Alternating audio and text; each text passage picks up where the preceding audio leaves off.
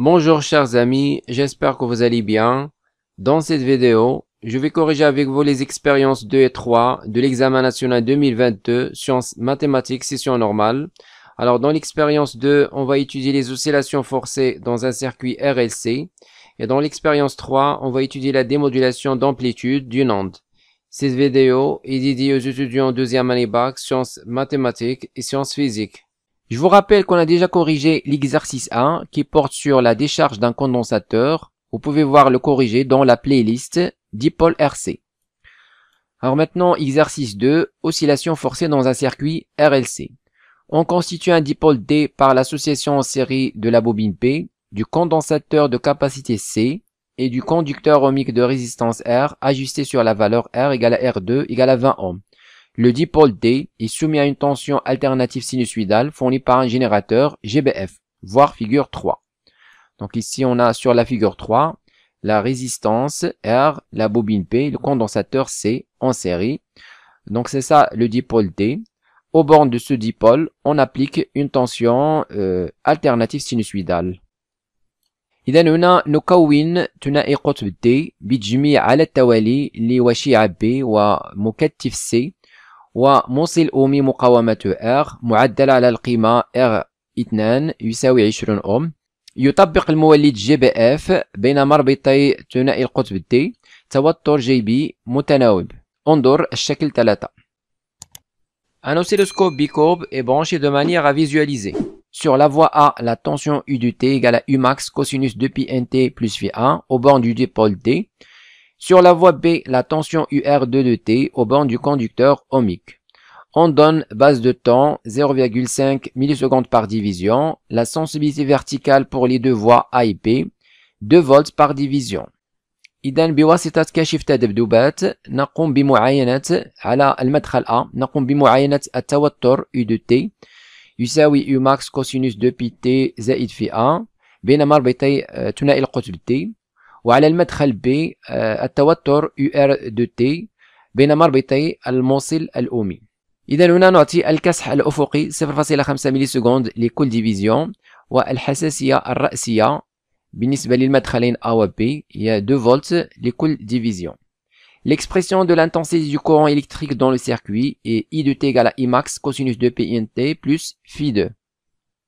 Pour une fréquence N, on obtient l'oscillogramme de la figure 4.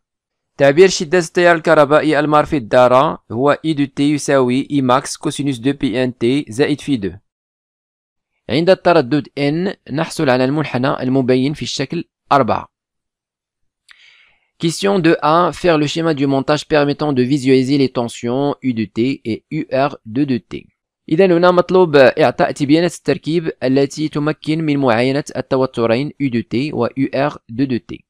Donc ici au borne du GBF ou bien au borne du dipôle D, on branche la masse et la voie YA. Et au borne du conducteur ohmique, on branche la masse et la voie YB. Question 2.2. Déterminer les valeurs des grandeurs suivantes. A. La fréquence N. B. L'impédance Z du dipôle D. C. Delta phi égale à phi 2 moins phi 1. عين قيم المقادير التالية. أولا التردد N. ثانيا الممانعة Z لثنائي القطب D. ثالثا دلتا phi يساوي phi 2 ناقص phi 1. On commence par la question A. La fréquence N. On a N égale 1 sur T. Application numérique. N égale 1 sur. Alors T, on peut déterminer à partir des courbes de la figure 4. Donc ici, les deux courbes ont la même fréquence, donc la même période. Donc il suffit de choisir l'une des deux. Alors par exemple, on va choisir la courbe rouge. Alors la période T correspond à la durée entre deux creux consécutifs. Donc voilà, ici on a ce creux, c'est-à-dire au minimum. Alors ce creux avec celui-là. Donc c'est la durée entre les deux points. Alors ici on a 2 divisions, 4, 6, 8 divisions. Donc T correspond à 8 divisions.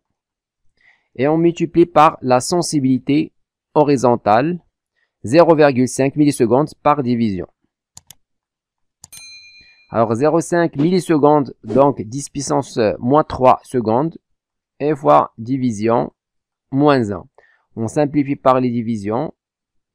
On aura n égale 1 sur alors 8 fois 0,5, c'est 4.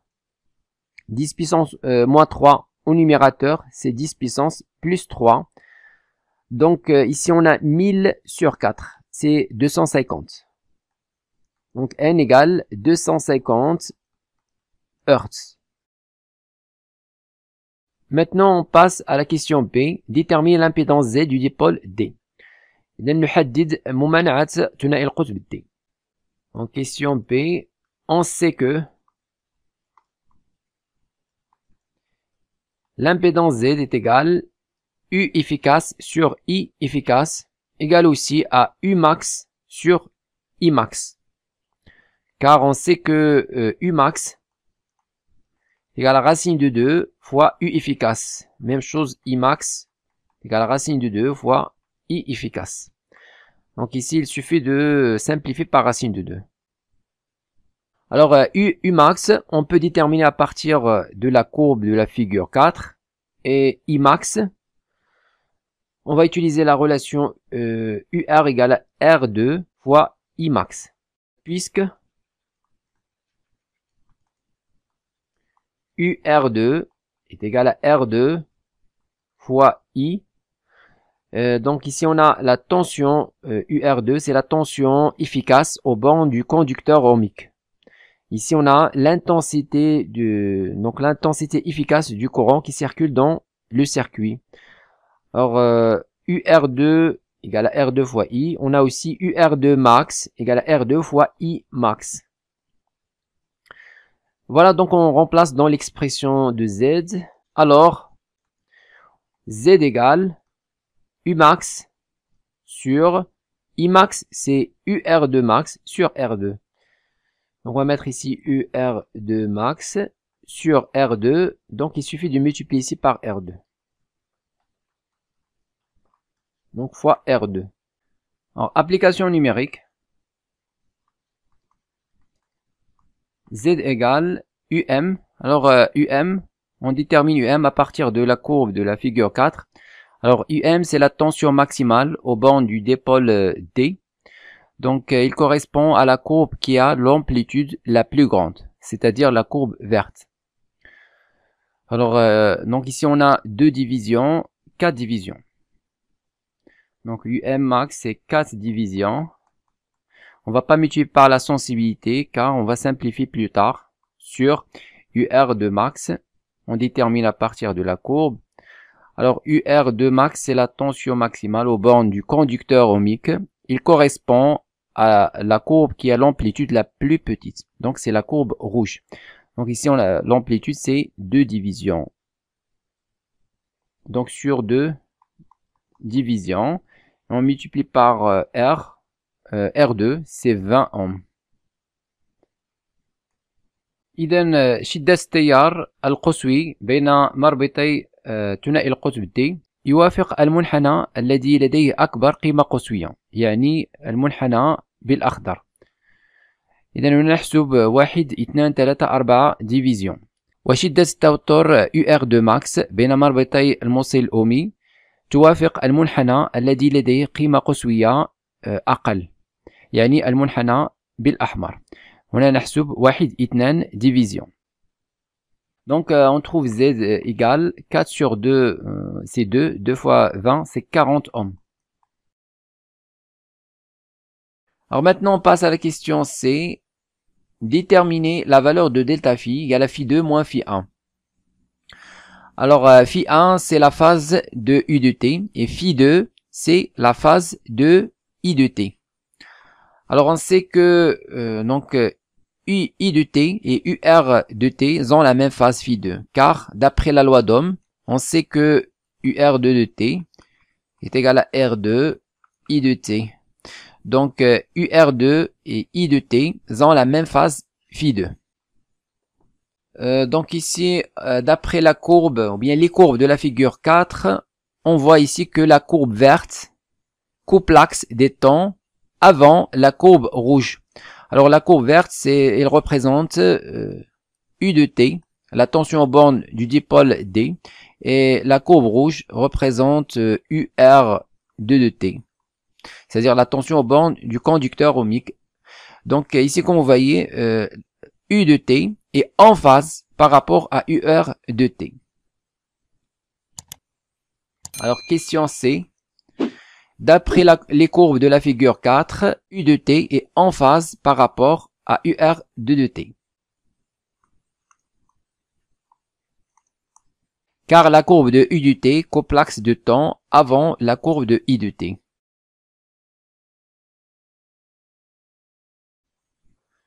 Donc, alors la phase de U de T, c'est phi1. Donc, phi1 est supérieur à phi2. Donc, phi1 moins phi2 est positif. Donc, delta phi égale, d'après la question C, delta phi c'est phi2 moins phi1. Donc, phi2 moins phi1 est inférieur strictement à 0, d'où la valeur absolue de delta phi est égale à moins delta phi. إذا هنا نلاحظ أن المنحنى الذي يمثل شدة التوتر بين مربطي ثنائي القطب D يعني U de T متقدم في الطور بالنسبة ل UR de T، لأن منحنى U de T يقطع محور الزمن قبل منحنى UR de T، وبالتالي الطور U de T الذي هو في A أكبر من طور UR de T الذي هو في 2. إذن في A ناقص في 2 موجب قطعا، وبالتالي نستنتج أن دلتا في الذي يساوي في 2 ناقص في 1 سالب قطعا. إذن القيمة المطلقة لدلتا في تساوي ناقص دلتا في. Et on sait que la valeur absolue de delta phi, d'après le cours bien sûr, c'est 2pi sur t fois le retard temporel tau, égale aussi à 2pi n fois le retard temporel tau. Voilà, maintenant on va déterminer delta phi. Alors la valeur absolue de delta phi c'est moins delta phi, donc moins delta phi est égal 2pi n fois tau. On remplace la valeur absolue de delta phi par moins delta phi, d'où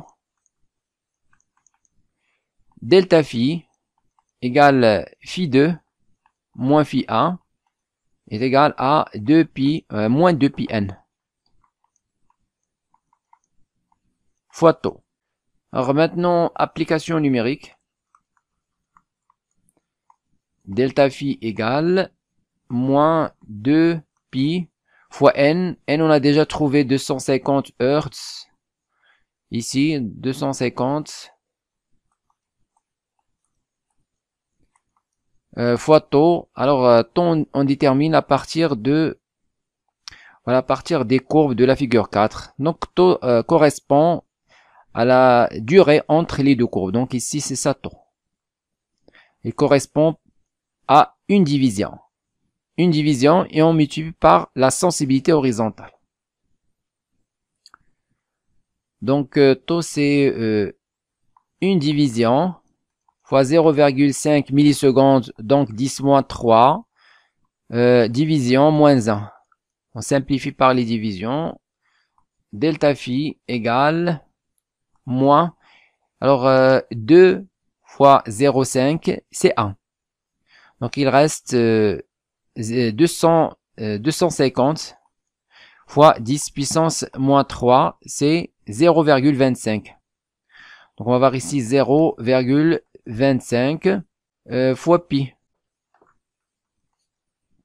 Alors 0,25 c'est exactement 1 quart. Donc 1 quart fois pi, c'est pi sur 4. Donc moins pi sur 4 radians. Question de 3. Calculer la puissance électrique moyenne consommée par le dipôle D. Alors, d'après le cours, on sait que la puissance moyenne est égal la tension efficace fois l'intensité efficace cosinus phi. Égale aussi à R équivalente ou bien R total fois I au carré. Mais ici, on ne connaît pas R équivalente, car on n'a pas la résistance interne de la bobine P. Donc, on va utiliser UI cos phi. Donc, la puissance P est égale, alors U, c'est U max sur racine de 2, et I, c'est UR, donc UR2 sur R2. Et UR2, c'est UR2 max sur racine de 2. Et fois cosinus phi. Donc, P est égal U max fois UR2 max sur 2 fois R2 cosinus phi. Application numérique. P égale U max, on a déjà dit que c'est 4 divisions. Donc voilà, c'est 1, 2, 4. Donc 4 divisions fois la sensibilité qui est 2 volts. Et UR2, c'est 2 divisions. Donc ici, on aura 4 divisions fois la sensibilité qui est 2 volts. Et pour UR2, max, c'est 2 divisions fois la sensibilité 2 volts. On divise par 2 fois R2 qui est 20 ohms. Donc voilà, R2 c'est 20 ohms. Donc sur 20 et fois cosinus phi. Alors phi on a déjà trouvé pi sur 4. Bien moins pi sur 4. Donc cosinus moins pi sur 4.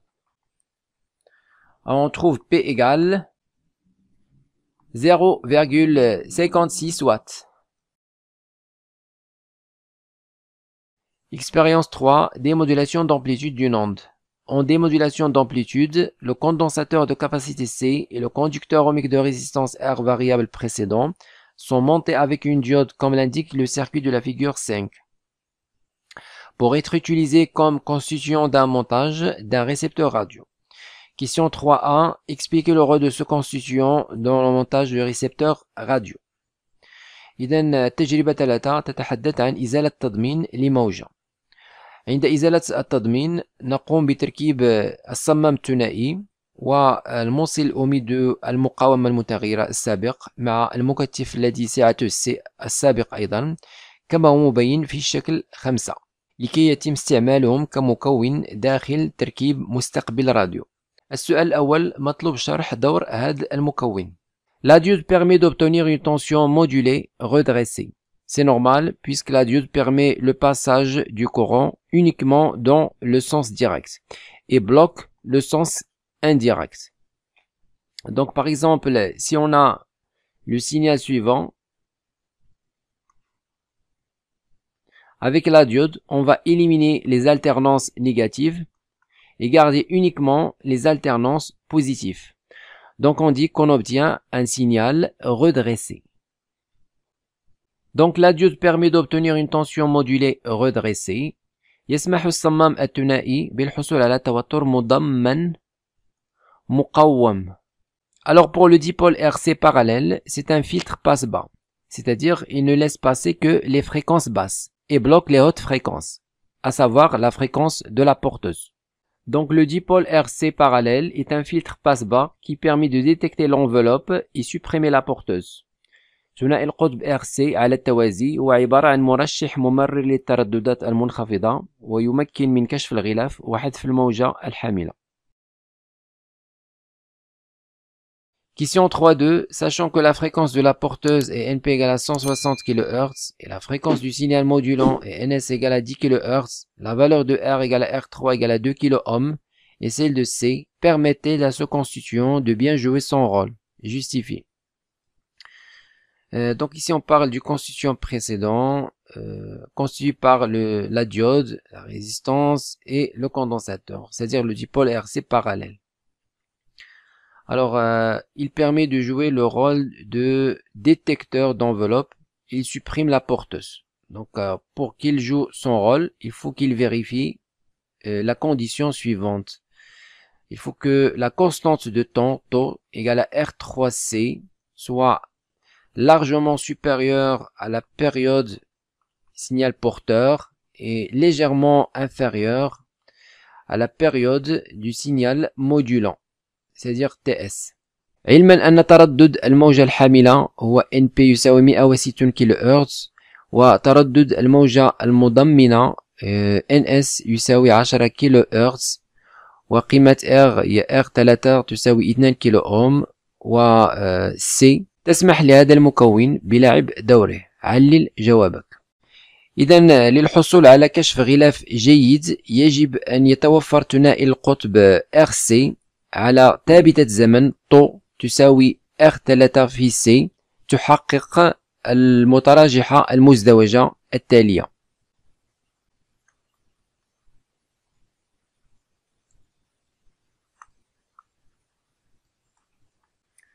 Donc, pour avoir une bonne détection d'enveloppe, il faut que la constante de temps taux égale R3C. Vérifier la condition.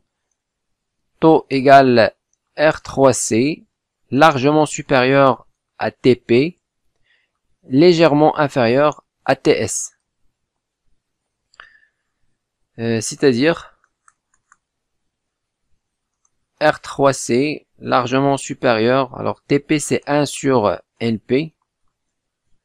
Légèrement inférieur à 1 sur NS. Alors, on a 1 sur NP est égal à 1 sur, donc NP c'est 160 kHz, donc 10 puissance 3. Donc ça c'est égal à 6,25 microsecondes. Et 1 sur NS est égal à 1 sur, NS c'est 10 kHz, donc 1 sur 10 puissance, fois 10 puissance 3, donc 10 puissance 4. Donc ça c'est 10 puissance moins 4 secondes, c'est-à-dire 0,1 millisecondes. Et on a R3C égale à, alors R3 c'est 2 kg, donc 2 10 puissance 3 fois C qui est 10 microfarads, donc fois 10 puissance moins 6. Alors on trouve 20 millisecondes. Et donc ici on a R3 fois C égale à 20 millisecondes qui est supérieur à 0,1 milliseconde qui est 1 sur NS. Donc supérieur à 1 sur NS. Donc ici on n'a pas cette inégalité vérifiée. Par suite, les valeurs proposées ne permettent pas à ce constituant de bien jouer son rôle.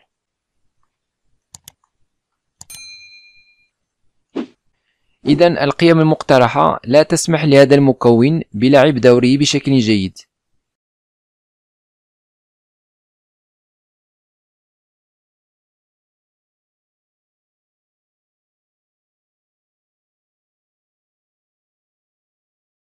Écrivez-moi vos remarques dans les commentaires et n'oubliez pas de cliquer sur j'aime si vous appréciez notre contenu et de s'abonner à notre chaîne YouTube. C'est absolument gratuit pour recevoir de nouvelles vidéos.